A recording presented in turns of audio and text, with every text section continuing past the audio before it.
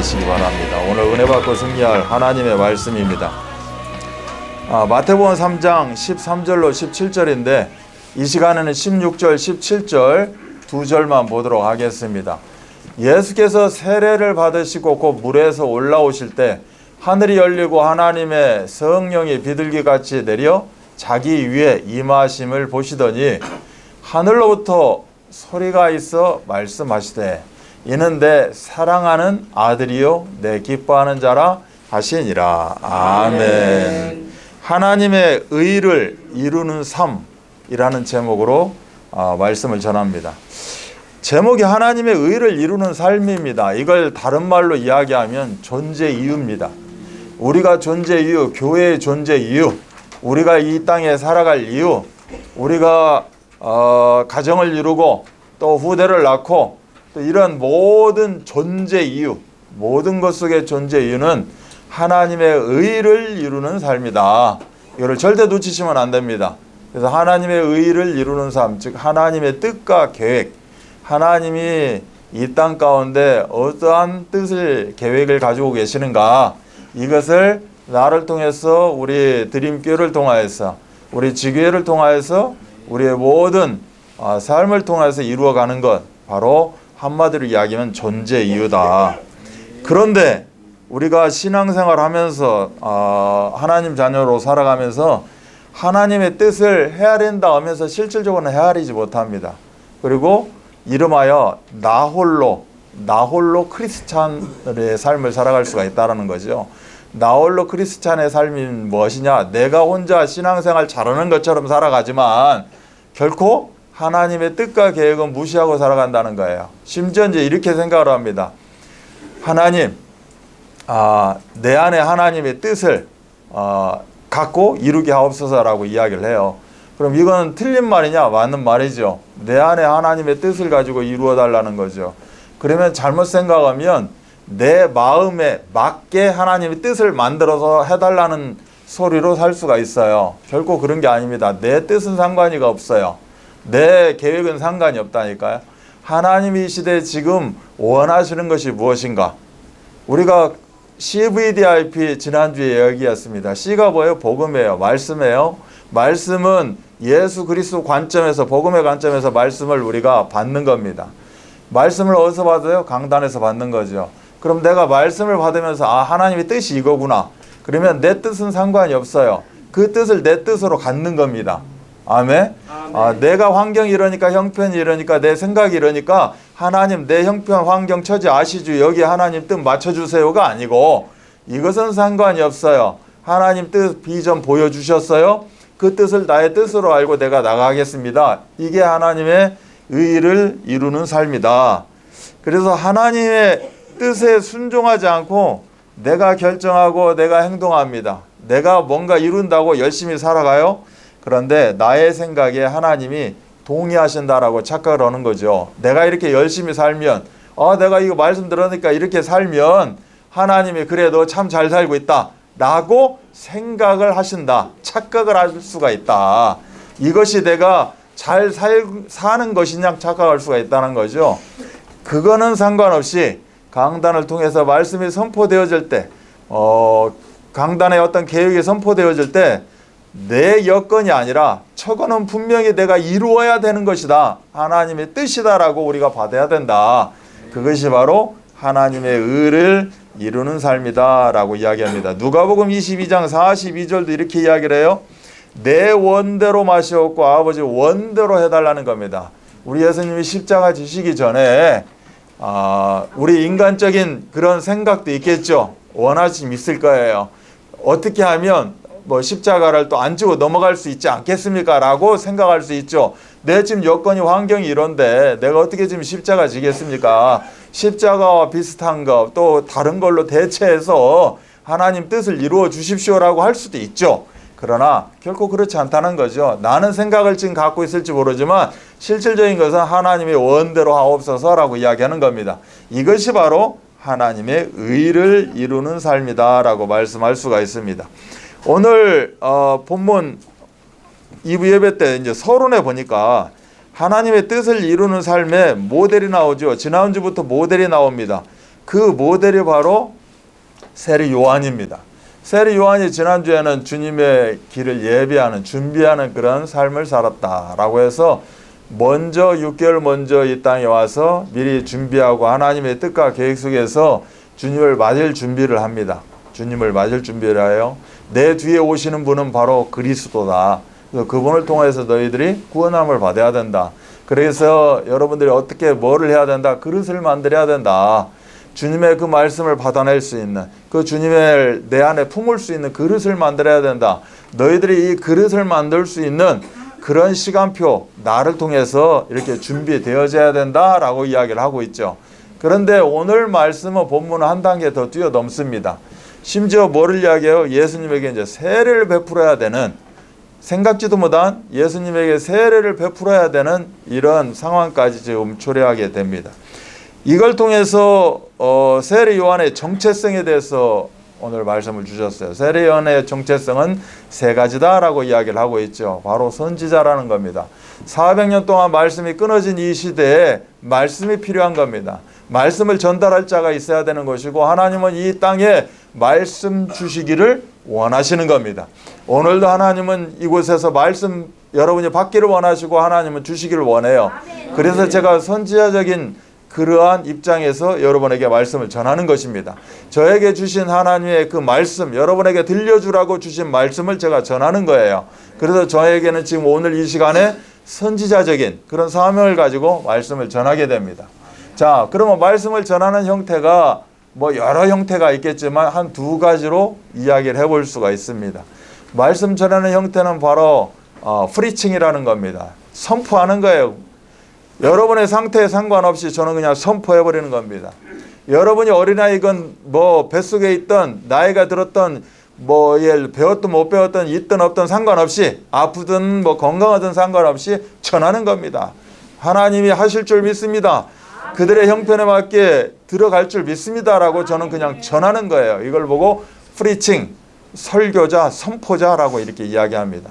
또 다른 각도로 본다면 티칭이라고 하죠. 가르치는 겁니다. 꼼꼼히 하나님의 말씀을 그 형편과 처지, 환경, 여건에 맞게 제가 씹어서 하나하나 넣어주는 거죠. 제가 매 주일 이 자리에 서게 되면 이 두 가지에서 혼란을 겪습니다. 이 자리는 분명히 어떤 시간이냐? 선포하는 시간이 맞아요. 프리칭입니다. 그래서 저는 그냥 선포하면 돼요. 졸든지 말든지 어찌 됐든지 간에 그냥 조는 사람한테는 우리 정은주 목사님처럼 졸면 되겠습니까? 라고 그랬더니 지금 눈 뜨는 사람인데 이렇게 이야기도 하면서 막 강권해서 그냥 말씀을 팍 선포합니다. 이렇게 선포하는 자리가 맞는데 또 우리는 기관 예배다 보니까 또 여기에 티칭이 좀 들어가요. 그래서 프리칭과 티칭을 가지고 이야기하다 보니까 이게 은연중에 시간도 길어지고 내가 준비한 말씀은 이렇게 해서 이 말씀을 깔끔하게 나도 이렇게 전할 수 있습니다라고 전해야 되는데 하다 보니까 갑자기 티칭으로 빠져요. 티칭으로 빠지다 보니까 왜? 제 마음에 여러분들 얼굴들 보니까 이건 도대체 이해가 된 것 같지도 않고 전혀 던졌는데 저한테 회신, 화답으로 오지도 않고 이러고 그냥 쑥 가면 또 이게 일주일에 이 시간 한 번인 사람도 있는데 참 깝깝하기도 하고 뭐 이렇게 되는 거죠. 그래서 기도하고 고민한 끝에 역시 하나님은 또 오늘 이렇게 말씀을 주십니다. 그리고 이 말씀을 이렇게 전할 수 있도록 목요일 날 들으신 분들도 있지만 우리 담임 목사님 특강이 있었는데 그때 예를 들어서 또 프리칭과 티칭에 대해서 말씀을 주셨어요. 수예배 같은 경우는 예를 들어서 프리칭이다, 선포하는 것이다. 근데 왜 티칭 스타일로 그렇게 하고 있느냐? 또 라고 이제 말씀도 주시고 그렇다면 그렇게 말씀 주시면서 결론적으로 퍼서널 브랜딩에 대해서 이야기하면 특화된, 즉 우리 드림교회는 즉 장애인 선교 237 나라 장애인 복음화에 특화된 말씀을 선포하고 또 말씀을 가르치고 이렇게 이러한 걸로 다락방도 하고 그래서 치유와 서밋이라는 특히 치유라는 복음 치유라는 관점에서 우리 좀 뭔가 드림교회 성도들에게 그 현장에 맞는 특화된 것을 해야 되지 않느냐라고 많이 고민을 하게 됐죠. 그 말씀을 듣고 왜 그 말씀이 저에게 들렸겠어요? 그 시간에. 그러면 이걸 가지고 어떻게 하라? 기도하면서 고민해라. 그래서 함께 서로 의견 나누면서 이것을 하나님이 원하시는 방향으로 이끌고 가야 된다. 드림교회만의 특화된, 드림교회만의 특성화된 뭐 이런 내용이겠죠. 그래서 고민을 하다가 그러면 이 시간에는 뭐다? 프리칭으로 가야 된다. 우리 드림교회에 맞는 프리칭. 강단을 붙잡고 강단에 우리 드림교회에서 성취되어야 될, 우리 성도들이 꼭 들어야 될 그런 말씀을 프리칭으로 가고, 이것을 이제 우리가 일부 드림 예배라고 하는 겁니다.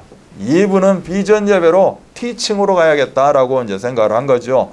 그래서 2부 때는 우리가 1부에 못 드려서 2부 예배 드리는 이런 차원도 있겠지만, 실질적으로 2부는 제자 훈련, 24 제자의 훈련의 코스에 맞춰서 하나하나 우리가 꼼꼼히 꼭 알고 넘어야 될 것들, 우리가 사실 놓치고 가는 부분들 많이 있거든요. 그래서 거기에 맞는 우리 드림교회의 특성에 맞는 티칭의 시간을 가지면서 비전 예배로 함께 했으면 좋겠다라고 이제 생각을 한 거죠. 그래서 여기에 꼭 우리가 티칭이 되었지만, 가르침을 받았으면 가르침이 실질적으로 내 것이 될 수 있는 그러한 현장 실습도 있는 것이고, 이런 부분에 대해서 우리가 고민하면서 이제 저도 많이 기도하면서 고민하겠죠. 그래서 우리에게 맞는 어떤 자료, 또 뭐 책자를 한 번에 드릴 수도 있겠지만 매주 어떤 그런 자료들을 드리면서 마지막에 가서 책자 한 권을 완성해 가지고 우리가 책을 하나 가져가는 또 이런 것일 수도 있을 것이고, 그래서 꼼꼼히 생각하고 인도받으면서 이 비전 예배는 티칭으로 나갈 겁니다. 그래서 3월 1일 첫 주부터 우리가 뭐 한 단어를 10주 코스로 한다든지 15주 코스로 한다든지 해서 그렇게 나갈 거예요. 또 나름대로 교구는 교구에 특성화된 게 있겠죠. 그래서 교구도 나름대로 그 시간에 뭔가 이제 있을 겁니다. 또 훈련을 또 이렇게 그런 내용을 내놓겠죠. 내놓을 거예요. 늘 그렇게 해왔으니까. 그러면 거기는 거기에 특성화에 맞고, 우리는 우리 장애인 현장의 특성화에 맞는 이런 부분을 프리칭과 티칭으로 엮어가야겠다. 그러면서 수요일 날은 강단을 중심으로 티칭으로 나갈 겁니다. 강단을 중심으로 여러분이 강단 한번 말씀 받고 또 그 말씀이 그렇게 되어지느냐, 그러면 강단 말씀 가지고 또 2부, 예를 들어 주일날 2부 때 하고 또 수요일날 하면 세상말로 아무리 맛있는 밥도 몇 끼지 계속 못 먹는 거거든요. 그러면 그게 이제 어떻게 보면 목회자들, 교육자들의 좀 딜레마일 수도 있고, 그렇기 때문에 더 연구를 해야 되는 것이고, 그래서 복음 치유라는 관점에서 프리칭과 티칭이 이루어질 것이고, 또 24 제자의 관점으로 훈련되어질 것이고, 그리고 금요일 날은 또 치유라는 코드를 가지고 우리가 기도회로 인도받아 나갈 것이고, 또 이렇게 두세 번 함께 했던 분들은 어떤 식으로 금요 기도회는 나가겠구나 또 이미 감 잡으셨을 것이고, 그 감도 한두 번 먹다 보면 사과로 바꿀 수도 있는 것이고, 그래서 기도회식으로 그렇게 집중 기도회식으로 나갈 거고, 또 주일날 2번, 수요일날은 이렇게 나갈 것이다 라는 것이 오늘 서론적인 부분입니다. 즉 세례요한의 정체성, 우리의 정체성, 저의 정체성, 우리 드림교회 성도들의 정체성을 가지고 하나님 주신 말씀을 이루려고 이렇게 인도받을 겁니다. 오늘 본문에 보면 첫 번째 하나님의 의를 이루신 예수였어요. 이걸 다른 말로 이야기하게 되면, 다른 제목으로 붙잡게 되면 예수님의 24 집중에 대해서 이야기를 한 겁니다. 예수님도 이 땅에 거저 왔다 거저 가신 분이 아니에요. 이 땅에 오셔서 본인의 사역, 그 테두리 바운다리, 그 시간표 속에서는 어떻게 했다? 24를 했다는 겁니다. 24 집중을 했다는 거예요. 말하자면 올인을 했다는 거죠. 이것이 오늘 이 말씀 속에 내포되어 있습니다. 본인은 세례를, 예를 들어서 오늘 세례는, 세례의 의미가 앞에 두 글자를 붙이면 회개 세례입니다. 세례는 회개 세례가 되는 거예요. 우리가 세례 받죠. 여기 와서 6개월 되고 1년 되면 세례를 받아요. 이제는 내가 완전히 옛것은 버렸습니다. 창세기 3장 불신자 상태로 완전히 버려버렸고, 이제는 회개의 심령을 가지고 하나님 앞에 무릎 꿇기를 원합니다. 그래서 나를 완벽한 하나님 자녀로 온전한 하나님 자녀로 하나님 역사해달라고. 그래서 만천하에 공포되는 시간이 사실 세례 시간이에요. 이래서 회개 세례입니다. 근데 예수님이 세례를 받아요. 예수님이 회개할 부분이 없고 회개할 필요도 없고 완전하신 하나님이 뭘 회개할 필요가 있습니까? 그런데 예수님은 오늘 요 단어를 24라고 했어요.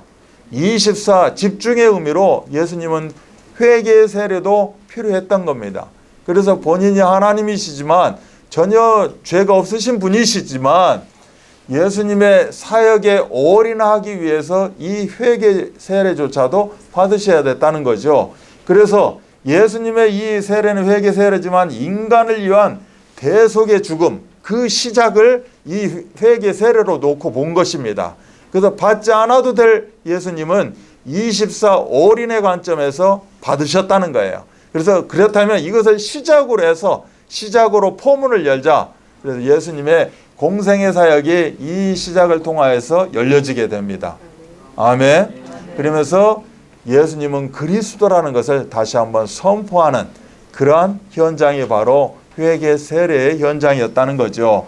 그래서 세례 요한은 거기까지는 생각을 안 했었는데 나는 선지자의 사명과 이제는 회개하라 천국에 가까웠다는 선포하는 이 사역으로 끝나는 줄 알았는데 예수님의 본격적인 사역을 알리는 그냥 준비만 한 것이 아니라 예수님과 함께 더불어 본격적인 사역을 알리는 여기까지 세례 요한의 그러한 사역이었다라고 오늘 말씀은 이야기하고 있는 겁니다. 자, 예수님의 24 집중은 바로 예수님의 핵심 감정을 이야기하는 겁니다. 예수님의 속마음, 속뜻이 무엇이냐라고 했을 때 바로 사랑이라는 겁니다. 예수님은 근본적으로 완전하게 충분하게 모든 것 대신 그 사랑을 가지시고 무엇을 하셨다? 핵심 사역을 이제 이루시게 됩니다. 24 사역을 이루시게 되었다. 그 24 집중의 원 의미는 하나님의 뜻을 찾고 그 뜻을 이루어드리는 삶을 예수님은 24 하셨다는 겁니다. 더불어 우리도 똑같이 동일하게 24, 드림이 24라는데 드림교회 24가 무엇입니까? 하나님의 뜻을 찾고 그 뜻을 이루어드리는 삶. 이것이 바로 우리 드림교회의 정체성이 되겠죠. 이것 때문에 예수님은 겸손히 순종하신 겁니다. 본인은 회개세례 안 받아도 되지만 겸손한 마음을 가지고 낮은 자의 마음을 가지고 그대로 순종하셨다는 거예요. 그 순종의 결과 표현이 뭐다? 세례였다는 겁니다. 이 예수님의 세례 모습을 보면서 예수님이 이렇게 낮고 낮은 자리에 겸손히 순종하셨구나 라는 것을 보게 되죠. 또한 예수님은 이 세례, 회개 세례를 통하여서 죄인된 종의 모습으로 회개 세례를 통하여서 성령 충만이 무엇인지를 나타내 보여주셨다는 거예요. 우리도 세례를 받습니다. 물로 세례를 받고 하나님 앞에 예배를 통하여서 우리는 예배 세례를 받는 거예요. 세례를 받으면서 우리에게 임하는 역사가 무엇인가? 성령 충만이란 겁니다. 그 모습을 어떻게 봅니까? 비둘기가 성령이 비둘기같이 예수님에게 임재했다는 겁니다. 즉 성삼위 하나님이 역사하셔서 성령 충만과 권능을 주셨다는 거예요. 우리가 예배하는 이 자리는 뭐예요? 종된 몸. 내가 일주일간 정말 완전한 자로 살았다? 결코 그렇게 살지 못한 부분들을 많이 있습니다. 그러면 예배 자리지만 이 시간은 요단강의 회개의 세례의 자리입니다. 그래서 예배를 통하여서 성삼위 하나님의 권능, 성령 충만이 임재하는 자리가 바로 이 예배 자리가 되는 겁니다. 뿐만이 아니라 함께한다는 증거로 이는 내 사랑하는 아들이고 내 기뻐하는 자다라고 하늘의 음성이 들렸다는 거예요. 내가 이 시간에 예배자로 섰을 때 하나님 나의 한 주간의 모든 잘못된 거 하나님께 내어놓기를 원합니다. 이 자리가 새롭게 회개의 세례의 자리가 되게 하여 주옵소서. 그랬을 때 하나님은 말씀 속에서 나에게 성령 충만으로 감동으로 역사하신다는 겁니다. 그래서 나에게 참으로 아멘이 나오게도 만들어 주시고, 또 나에게 또 마음의 울쭉함도 주시고 기쁨도 주시고, 참 이 시간이 너무 축복된 자리구나 라고 내가 느껴지기도 하고, 이게 바로 너는 내 사랑하는 아들이고 내가 기뻐하는 자다. 바로 예수님이 나와 함께 한다는 것을, 성삼위 하나님이 함께 한다는 것을 그 증거로 보여주시는 이 자리가 된 겁니다. 그래서 마태복음 28장 19절로 20절에 보면 이런 말씀이 있어요. 너희는 가라는 겁니다. 어디로 가요? 모든 민족으로 가라는 거예요. 너희는 가서 모든 민족을 제자로 삼으라는 겁니다. 그 제자로 삼았다는 증거가 보다 세례를 베풀라는 겁니다. 마찬가지죠. 우리들을 하나님이 제자로 삼으셨습니다. 또한 우리들 보고 뭐라고 하느냐? 가라는 겁니다. 현장을 향해서 가라는 거예요. 여러분의 삶의 현장을 향해서 가라는 겁니다. 오늘 예배 드리면서 하나님이 감동 주시고 성령 충만 주시고 함께 한다는, 너는 기뻐하는 자다. 그래서 너도 여호와로 인하여서 기뻐하는 거 아니겠느냐 라고 확증 주시고 어떻게 한다? 가라는 겁니다. 누구한테 가라? 골라서 가라는 게 아니라 모든 민족에게 가라는 겁니다. 그 민족이 장애인, 비장애이든 누구든지 상관없다. 있든 없든 상관없고 배웠든 안 배웠든 상관이 없다. 너희는 만나게 되어질 것이고 내가 만나게 할 것이다라는 겁니다. 그게 바로 모든 민족인 줄 알고 어떻게 하라? 가서 제자로 삼으라는 겁니다. 예수 그리스도 이름을 선포하라는 겁니다. 또한 가르쳐 주라는 겁니다. 그리고 그들에게 예수 그리스도 이름으로 세례를 베풀라는 겁니다. 아멘. 교회에서 1년에 한 번 세례 베푸는 게 아니라 그 자리에서 세례 베풀라는 겁니다. 여러분 안수해도 됩니다. 여러분 진짜 물 있으면 물로 머리에다 세례 베풀어도 상관이 없습니다. 그 증거로 영접해라 라고 우리가 이야기를 하기도 하죠. 나 따라서 영접해라. 그렇게 된다면 그 예수님이, 성령님이, 하나님이 너의 중심 속에 함께 할 것이다. 아멘. 이게 또 세례도 될 수가 있겠죠. 그래서 이러한 모든 것을 너희가 직접적으로 이루어라 라고 말씀합니다. 이렇게 들렸을 때 우리는 어떻게 해야 돼요? 겸손히 순종해야 된다는 겁니다. 아멘. 이 말씀 내가 받았습니다. 겸손히 순종하기 원합니다. 이것이 바로 가서 모든 민족으로 제자를 삼고 그들에게 세례를 베푸는 겁니다. 그들을 구원 얻게 만들어가는 겁니다. 아멘. 그래서 순종하는 의미로 1인 1교화 운동 내 이름 적기도 하는 겁니다. 너무 쉬워서 이름을 안 적어요. 이름이 너무 많은데 적지를 않아. 이렇게 좀 값어치 없이 생각할 수도 있어요. 그래서 여러분의 생각을 오늘 갱신시켜 드릴 거예요. 제가 틀을 깨버릴 겁니다. 적으셔요. 적으시면 하나님이 어떻게 한다? 순종의 성령 충만으로 역사하신다는 겁니다. 어떻게 역사하세요? 아버지와 아들과 성령의 이름으로 세례를 베푸고 가르쳐 지키게 하라는 겁니다. 성삼위 하나님의 능력으로 어떻게 하라? 세례를 베푸라는 거예요. 내가 그들을 함께하고 말씀을 전하고 그들에게 염족기도 함께 하는 순간에, 내가 기도하는 그 순간에 성삼위 하나님의 권능으로 역사한다는 겁니다. 비둘기 같은 그 성령이 임재한다는 거예요. 예수님에게 임재했듯이 여러분이 선포하고 여러분이 가르치고 함께 기도하는 그 현장에 성삼위 하나님의 권능이 임재한다는 겁니다. 아멘. 그리고 그 증거로 세상 끝날까지 너희와 항상 함께 하겠다라고 이야기합니다. 그래서 이 장면이 마태복음 28장 19절 20절에 나와 있는 거죠. 이것을 우리에게 주신 겁니다. 아멘. 이 응답 누리시기 바랍니다. 그 세례 요한으로부터 통하여서 예수님이 세례받은 그것이 우리가 세례를 받았고, 이제는 우리가 세례 요한처럼 이러한 영적 정체성을 가지고 모든 민족에게 이러한 역사적인 순간을 가져야 된다라고 이야기합니다. 이 모습을 보고 베드로가 고백을 합니다. 사도행전 10장 34절로 38절에 보면 이런 말씀이 나와 있어요. 하나님은 사람의 외모를 보지 않는다는 겁니다. 여러분이 어떻든 간에, 세상 사람이 어떻든 간에 외모는 결코 보지 않는다는 겁니다. 이 말씀이 여기만 나오느냐? 많은 곳에 이렇게 나와 있습니다. 하나님은 중심을 보신다? 뭐 이렇게 이야기를 하죠. 그 중심이 뭐냐? 하나님을 경외하고 의를 행하는 자는 받으신다는 겁니다. 하나님은 외모를 보지 않고 무엇을 본다? 하나님을 경외하는 자, 하나님의 의를 행하는 자, 그들의 모든 것을 받으신다는 겁니다. 아멘. 우리 입장에서 하나님께 드립니다. 드리는데 하나님이 받지를 않아요. 참 이거 답답하죠. 나는 드렸는데 내가 누림이 안 돼. 즉 하나님이 받으시지 않았다는 겁니다. 그러면 하나님은 무엇을 받으십니까? 하나님을 경외하는 자, 오직 주를 앙망하는 자 받으신다는 겁니다. 뿐만 아니라 하나님의 의를 행하는 자, 이루는 자, 그들의 모든 것을 받으신다, 함께한다라고 이야기하는 겁니다. 결코 하나님은 외모를 보지 않는다. 요한이 세례를 반포한 후에 이제 전파되어지게 됩니다. 요한이 오늘 모습처럼 세례를 베풀었어요. 예수님에게 세례를 베풀었고 모든 자들에게 세례를 베풀었어요. 세례를 베푼 이후에 이제는 복음이 세계 열방 가운데 두루 전파되기 시작했다는 겁니다. 아멘.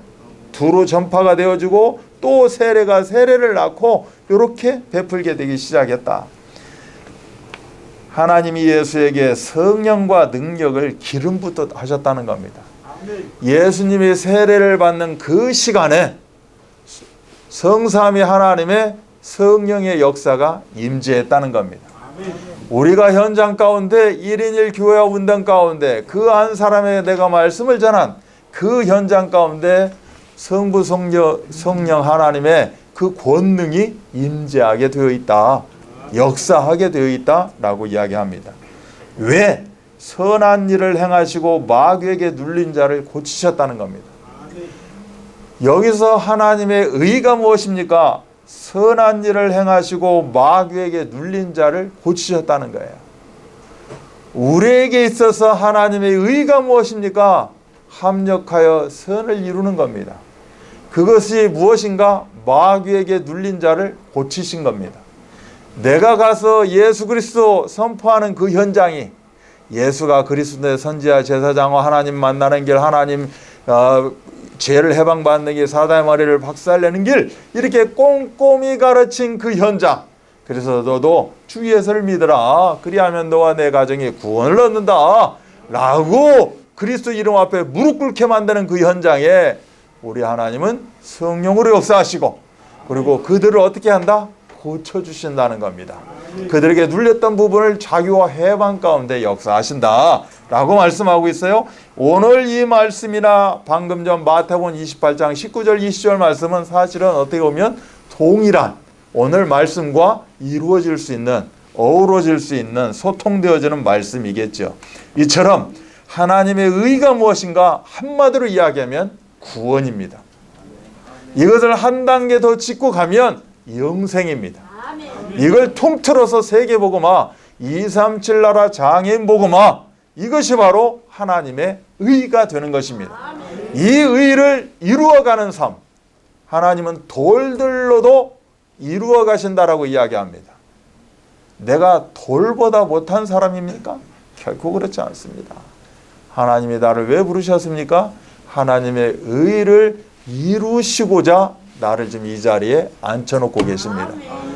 나는 이 자리에서 회개의 심령을 가지고 말씀을 받게 됩니다. 아멘 하는 순간, 끄덕거리는 순간, 감동 있는 순간, 인정하는 순간, 순종하는 순간, 겸손한 마음으로 말씀을 받기를 원하는 순간 하나님은 주신다는 겁니다. 그 증거로 나에게 성령의 능력으로 주신다. 그래서 내가 기뻐하고 평강을 누리게 되고 참 감사하다 라고 내가 마음에 소원하게 되고 이 시간에 결단하게 됩니다. 이게 하나님의 증거로 나타날 줄 믿습니다. 그래서 예수님도 이처럼 올인하셨다는 거고 예수님도 이처럼 올 아웃 했다는 거예요. 올 인은 뭡니까? 내가 말씀 속에 쫙 들어와서 치유를 받는 겁니다. 이제 올 아웃은 뭡니까? 가는 겁니다. 가라고 했으니까. 가서 모든 민족으로 제자를 삼으라. 세례를 베풀어. 마귀에 눌린 자를 고쳐줘라 라고 해서 가는 겁니다. 가서 실질적으로 내가 이제는 안에 들어왔던 것을 펼쳐내는 겁니다. 아웃 펼쳐내는 거예요. 밖으로 펼쳐내는 겁니다. 아멘. 이게 이 펼쳐내는 것에 내가 24 했다는 겁니다.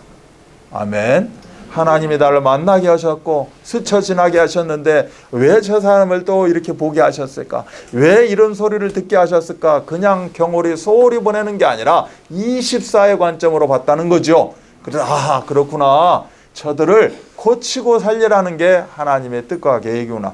그래서 예수님도 마찬가지로 이렇게 이야기합니다. 제가 어떻게 예수님에게 세례를 베풀 수 있습니까? 나 같은 죄인이 완전한 예수님에게 하나님에게 내가 어떻게 감히 머리를 올려서 세례를 베풀 수 있겠습니까? 그렇지 않다. 네가 그렇게 하는 것이 나의 사역에 같이 함께 올 아웃 하는 것이다 라고 말씀합니다. 아멘. 그래서 예수님도 겸손히 24 올인 하나님이 이 땅 가운데 죄인의 모습으로 오셔서 완전한 자가 참으로 종의 모습으로 오셔서 모든 것을 채율하시고 이제는 모든 문제를 해결하시고 예수가 그리스도된 권능을 나타나게 되신 겁니다. 그래서 이 모든 것이 올인이었다면 이제는 본격적으로 안진뱅이에게 정말 그 문둥병자에게 너무너무 삶이 어려운 자들에게 또 잘났다고 교만하는 자들에게 심지어 독사의 자식들이라고 할 정도로 올라웃을 하셨다는 거예요. 그런데 예수님은 결단코 혼자 하지 않으셨다는 겁니다. 함께 했다라고 하죠. 그래서 예수님이 함께 했다는 증거로 12명의 제자를 남겼습니다. 그 중에 한 명의 제자는 참으로 같은 제자를 남기셨지만 그래도 예수님은 이렇게 함께 했다는 겁니다. 그래서 너희들도 우리와 같이 성삼위 하나님이 우리와 함께 했듯이 우리가 같은 사역을 이루었듯이 너희들도 올 아웃 하는데 이제 함께 하나님의 같은 사역, 같은 발걸음 가운데 있기를 원한다라고 이야기합니다. 그래서 궁극적으로 뭘 하시기를 원하시냐? 바뀌는 것, 생명 살리는 것, 체인지하기를 원하시는 겁니다. 이 땅을 회복시키시기를 원합니다. 이 땅에 복음 치유가 일어나기를 원하시는 겁니다. 그래서 실질적으로 그 하나님을 몰랐던 자가 이제는 24 제자의 삶을 살 수 있도록 변화시키는 것, 이 all change, 이 변화시키는 거에 24 했다는 겁니다.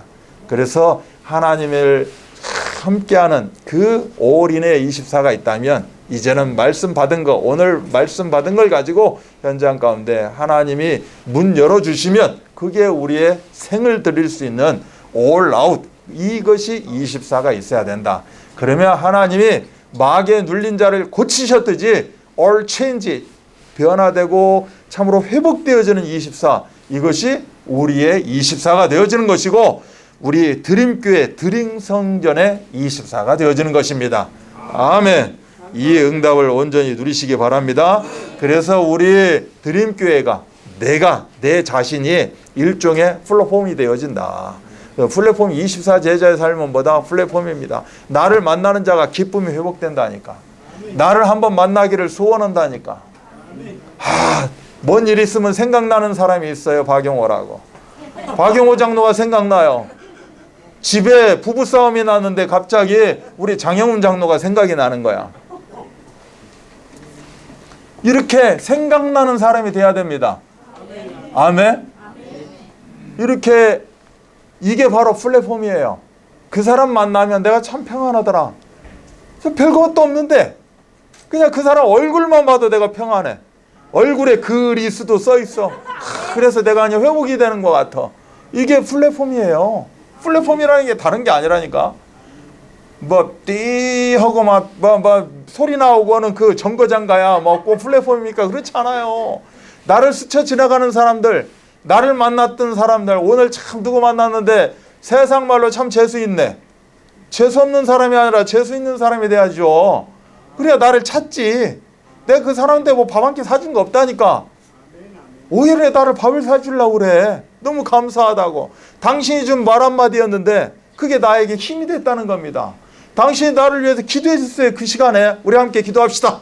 예수 그리스도 이름으로 기도해 줬어. 그랬더니 내가 힘이 솟는 것 같아. 이 일이면 너무 잘 풀려. 이 나를 만나는 사람들, 이게 내가 플랫폼이 되는 거죠. 아멘. 이게 우리 드림성전이 이게 돼야 된다는 거예요. 플랫폼이. 드림교회만 오면 너무 좋아. 이 냄새가 아니라 향기야. 꾸리꾸리가 아니라 이거는 너무 즐거워. 기쁨 냄새, 향기가 되는 거죠. 근데 드림교회 와서 왜 이렇게 냄새나요? 오는 사람들은 점검해 봐야 돼.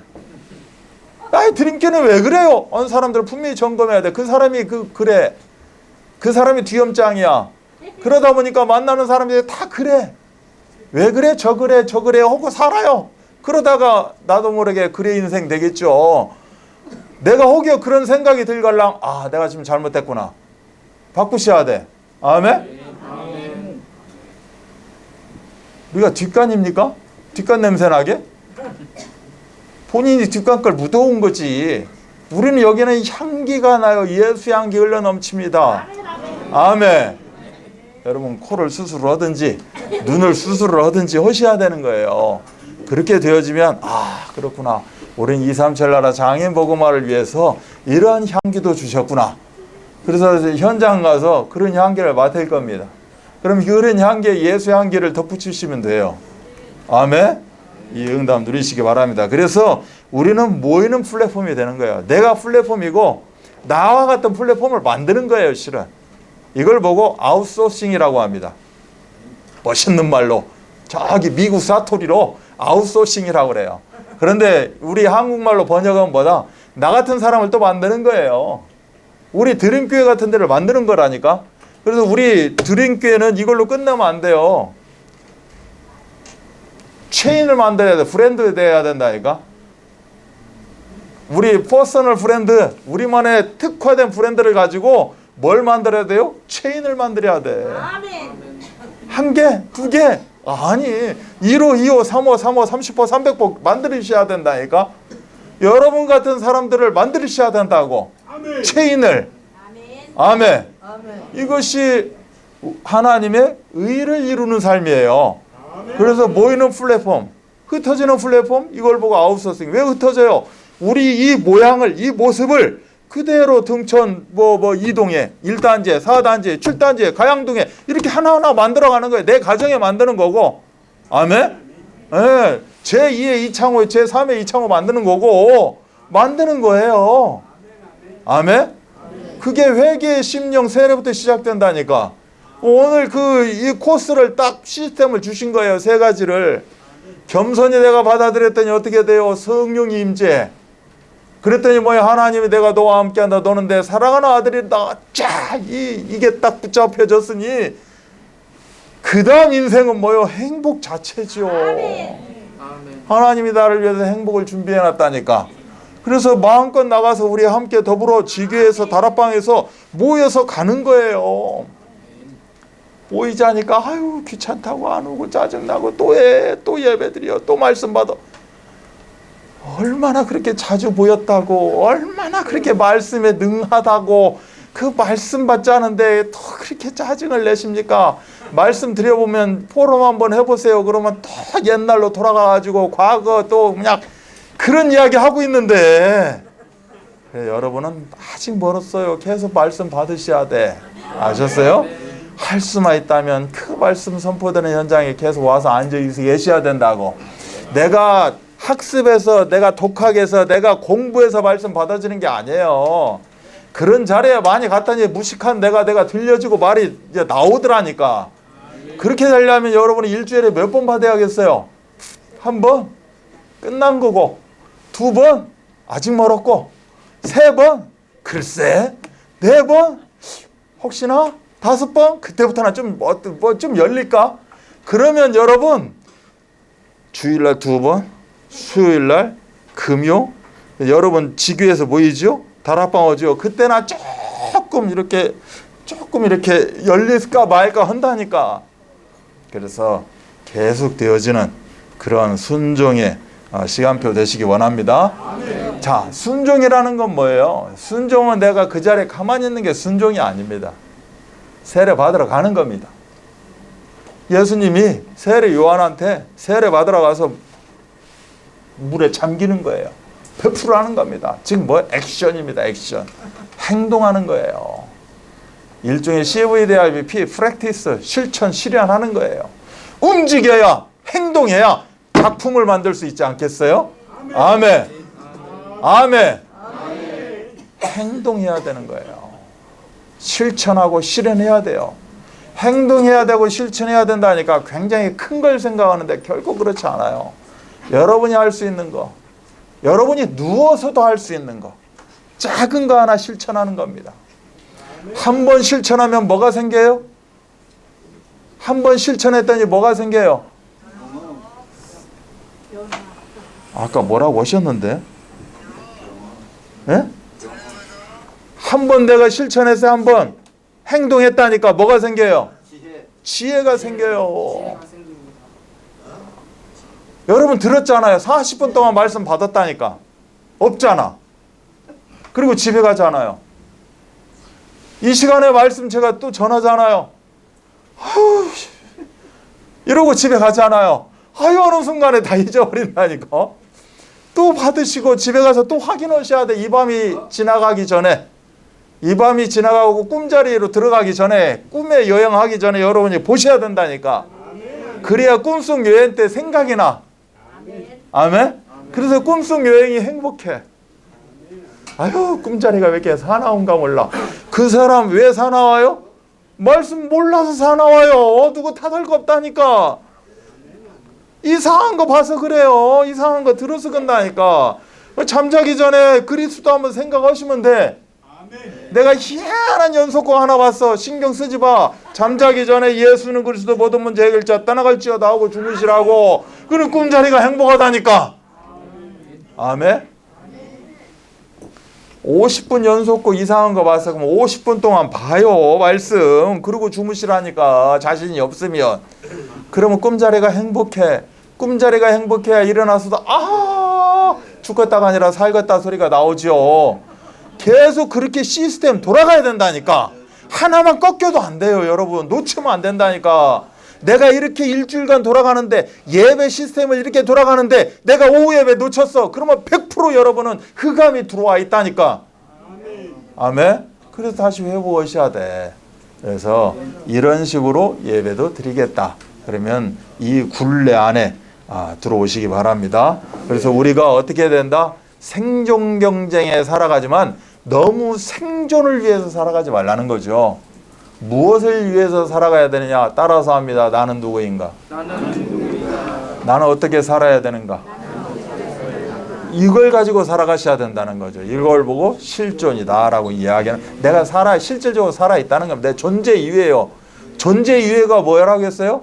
하나님의 의를 이루는 삶이에요. 내가 먹고 사는 거에 빡빡해서 사는 게 아니라 말씀 늦추고 살아가는 걸 보고 생존이라고 합니다. 어쩔 수 없이 살아야 돼. 인간은 먹어야 살지, 움직여야지. 먹어야 되는 거야. 먹으려고 하다 보니까 버려야 돼. 그러다 보니까 이 굴레 속에서 그냥 살아가는 것이 아니라, 사사기 속에서 살아가는 것이 아니라 나는 하나님의 의를 이루는 삶이다. 이게 내 아이의 존재 이유다.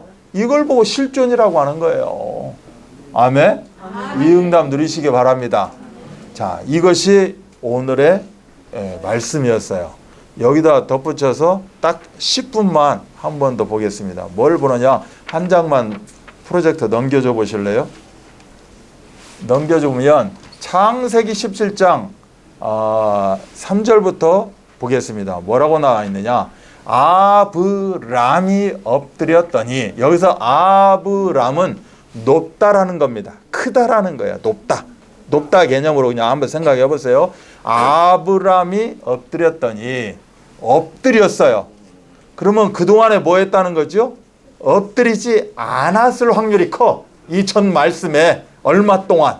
그게 바로 13년 동안입니다. 13년 동안에 엎드릴 이유가 없었어. 왜? 말씀이 임재가 안 됐어. 하나님이 임재를 안 했다고. 구약에는 하나님이 찾아오셔서 임재를 했어요. 천사도 보내기도 하고 찾아오셨어요. 하나님이 찾아오셨던 천사를 보냈던, 말씀을 주셨던 임재를 안 했다는 겁니다. 13년간 자기 마음대로 살았다는 거죠. 그런데 이제 어떻게 됐어? 엎드렸어. 지가 잘났다고 했던 아브람이 이제 어떻게 했어요? 엎드렸다는 겁니다. 하나님이 또 그에게 말씀하여 이르시되, 이제 하나님이 임재를 하신 겁니다. 엎드렸더니 큰 자라고 자부했던 자가 이제는 전폭적으로 하나님 앞에, 완전하신 하나님 앞에 엎드렸다는 겁니다. 보라, 내 언약이 너와 함께 있으니 언약을 놓치고 살았다는 거죠. 언약을 놓치고 살았다는 이 문맥으로 보면 언약을 놓치고 살았어요. 그런데 완전하신 하나님 앞에 내가 크고 높다라는 걸 놓고 내려놓고 엎드렸다는 겁니다. 겸손히 순종했다는 거예요. 그랬더니 하나님 확인시켜줘요. 너 언약을 내가 지금 새롭게 주는 게 아니라 이미 준 언약이 있다는 겁니다. 우리도 마찬가지예요. 창세전에 만세전에 우리를 구원 얻기로 작정하셨어요. 언약입니다. 이게 이제 내가 깨달은 거예요. 그것을 하나님은 이미 우리에게 언약을 주셨다는 거예요. 13년 동안 언약을 놓치고 살았다는 겁니다. 엎드렸습니다. 하나님이 찾아오셨어요. 그리고 이야기하십니다. 너와 함께 있으니 너는 여러 민족의 아버지가 될지라.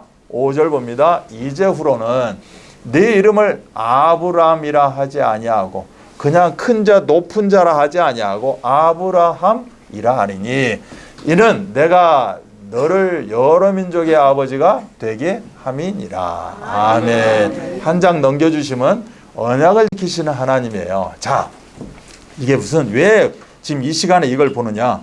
우리가 장애인교회에서 드림교회로 바뀌었습니다. 아브람이 아브라함으로 바뀌었습니다. 강서로교회가 예원교회로 바뀌었습니다. 강서로교회가 예원교회로 바뀌었을 때 주신 말씀이 이 본문이에요. 이 본문입니다. 야곱, 그 버러지 같은 야곱이 이스라엘 영광이라는 그 말씀으로 바뀌게 됩니다. 아브라함 치가 잘났다는 겁니다. 큰 자고 높은 자였어요. 이제는 최고가 아니다. 네가 진정 최고라면 뭘 생각하라? 최대를 생각하라는 겁니다. 이제는 높이만 솟구쳐 올라가지 말고 뭘 봐라? 네 주위를 보라는 겁니다. 이제는 너희들만 이스라엘만 선택받은 선민이라는 것을 생각하지 말고 어떻게 해라? 열방을 봐라. 너는 이제 됐다. 너는 하나님 자녀, 너는 전도자다. 이제는 어떻게 해라? 너보다 더 큰 자는 없다라는 겁니다. 네가 최고라는 겁니다. 너보다 더 행복한 자가 없다라는 겁니다. 네가 최고의 행복자라는 거예요. 이제는 어떻게 해라? 가라는 겁니다. 가라. 모든 민족에게 만민에게 가라는 겁니다. 가서 예수란 그리스도 모든 문제 해결자 그 언약을 가지고 세례를 베풀라는 겁니다. 그러면 내가 그 현장에 나도 함께 하겠다. 네가 말씀 전하는 그 현장에 나도 하늘 보좌에서 바라볼 것이고 주의 천사를 보낼 것이고 능력으로 그 현장을 역사할 것이다. 그 증거로 그 현장에 하나님의 나라가 임하게 할 것이다. 흑암이 사단이 무릎을 꿇고 떠나가게 또한 하나님의 나라가 임재할 것이다. 내가 너와 함께하는 증거가 나타날 것이다. 아멘. 영혼이 돌아올 것이다. 열매를 맺을 것이다. 아멘. 그 증거를 주시겠다라고 말씀합니다. 그래서 우리가 장애인교회 그 굴레에 있지 않고 이제는 장애인 사역의 현장을 놓고 우리가 가자는 거죠. 장애인교회도 상관없어요. 우리는 구원받았기 때문에 우리는 치유받았어요. 장애인교회를 하든지 안진뱅이를 하든지 아무 문제되지 않습니다. 목발을 2개 짓건 3개를 짓건 5개를 짓건 전혀 문제가 되지 않아요. 이제는 아니구나. 여기에 문제가 되는 분들도 혹시 계실지 모르겠구나. 저는 문제가 되지 않습니다. 그렇다고 해서 포기했느냐? 나는 원래 이러니까 결코 이 뜻이 아니에요. 나는 끝난 겁니다. 구원받았어요. 구원보다 더 앞서가는 거 없습니다. 구원보다 더 완전한 거 없습니다. 구원은 모자란 게 없어요. 완전한 거예요. 그러면 하나님은 뭐요? 너의 외모를 보지 아니하고 네가 얼마나 경외하느냐 예수는 그리스도라고 붙잡느냐 그거 하나만 내가 받겠다는 겁니다. 아멘. 그러면 문제가 되지 않죠. 우리는 장애인교회 상관없어요. 무슨 교회든 뭔 상관이 있습니까? 그러나 237 나라 현장 모든 열방으로 최대를 향해서 가야 되기 때문에 그렇다면 그들에게 꿈을 심어주자. 우리가 뭐가 되자? 드림팀이 되어보자는 거죠. 드림팀이 되어져서 현장은 장애인 현장이지만 그 현장에서 예수님의 그 중심에 있는 사랑, 그 사랑이 나의 꿈이 되어주고 그 꿈을 한번 펼쳐보자. 아멘. 그래서 우리가 24 그 드림팀이 한번 되보자는 겁니다. 그래서 이 드림교회로 바꾸자는 의미였지 다른 뭐가 의미가 있겠어요. 드림교회 무슨 교회 뭔 이름인들 뭔 상관이 있겠습니까? 아무 상관 없겠지만 이런 의미로 아브라함이라고 하지 않고 아브라함이라고 우리 하나님이 말씀 주셨다는 거예요. 어떻게 했더니 엎드렸더니 그동안 13년 동안 불신앙했거든요. 엄청 불신앙했어요. 분명히 네 후대를 준다 해서 후사를 어떻게 준다. 하늘 밤에 데리고 나가서 저 별들 봐. 별들 숫자 한번 세봐. 하나 둘 셋 넷. 나 못 쉬어요. 저 많은 숫자를 어떻게 세요. 했던 그 무수한 별처럼 이와 똑같이 너에게 후대를 준다라고 이야기를 했어요. 이야기했는데 못 참아. 분명히 약속했거든. 언약을 주셨거든. 못 참아. 하나님이 나를 여기를 통해서 후대 줄란가 여기를 통해서 줄란가 못 참고 뭐예요? 또 하나를 낳습니다. 난 그 이름이 뭐예요? 이스마엘을 낳아요. 말하자면 불신앙을 한 겁니다. 불신앙. 하나님이 분명히 네 본처를 통하여서 사라를 통해서 분명히 준다니까. 한 명만 주는 게 아니야. 이제는 열방 가운데 준다라고 이야기를 하고 있어요. 근데 그걸 못 참습니다. 그 몇 년을 못 참고 뭐예요? 또 후대를 봐요. 그때가 86세. 지금 말씀 주실 때가 99세. 13년 동안 하나님이 속된 말로 열받아가지고 아예 나타나질 않았다니까. 이제 때가 되매 엎드렸습니다. 엎드렸고 하나님이 엎드리게 이제 상황을 만들어 가셨겠죠. 엎드렸더니 하나님이 나타나셨고 내가 너한테 이미 언약 주지 않았느냐. 불신앙하지 말라. 믿고 의지하고 하나님의 의를 이루는 삶은 이거 아니겠느냐. 그대로 나가면 되지 않겠냐. 그러면 내가 너에게 모자란 줄 알고 성령으로 역사할 거 아니냐. 그러면서 그 자리에 현장에 증거를 내가 나타내 주겠다. 하나님이 하나님 되심을 나타내 주겠다라고 이야기합니다. 하나님이 나타나시면서 어떻게 나타나셨냐? 전능하신 하나님으로 나타납니다. 뭐 하나님의 이름은 여러 가지인데 뭐 창조의 하나님도 있고 여러 가지 이름이 있는데 이때 나타나시면서 하나님도 이름을 바꿔서 나타납니다. 나는 전능한 하나님이다라고 말씀하고 있어요. 1절에 보시면 이게 나옵니다. 전능한 하나님이고 이 전능한 즉 완전한 하나님 앞에 너도 완전해라 라고 이야기합니다. 하나님이 완전하시기 때문에 우리는 부족한 게 없습니다. 불완전한 게 없어요. 우리도 완전한 겁니다. 세상 거울 쳐다보시면 안 돼. 언약의 거울을 쳐다보셔야 돼. 하나님의 말씀으로 조명해서 비춰주시는 그 그림을 보셔야 된다고. 그 나를 보셔야 돼. 그러면 나는 불완전한 인간이 아니라 완전한 인간입니다. 그 증거로 나는 죽어요. 세상에서 오래 살아야 완전할 것 같죠? 아닙니다. 죽어요. 어떻게 하면 빨리 죽어야 돼. 그래야 더 완전함을 하나님의 그 완전함을 더 체험할 수가 있어요. 그런데 하나님의 시간표가 있는 거로 우리는 완전하기 때문에 죽습니다. 허물을 벗어요. 그래서 하나님의 완전한 하나님, 전능하신 하나님과 우리는 영생 복락을 누리게 되어 있다는 겁니다. 이 언약은 1.1획도 흔들리지 않고 바뀌지 않고 변화되지 않습니다. 마태복음 5장 17절 18절에 나옵니다. 이 언약은 영원히 선다는 겁니다. 이사야 40장 8절 말씀이죠. 이처럼 동일하시고 영원하시고 이 말씀이 생명과 능력이 함께하는 말씀이라는 겁니다.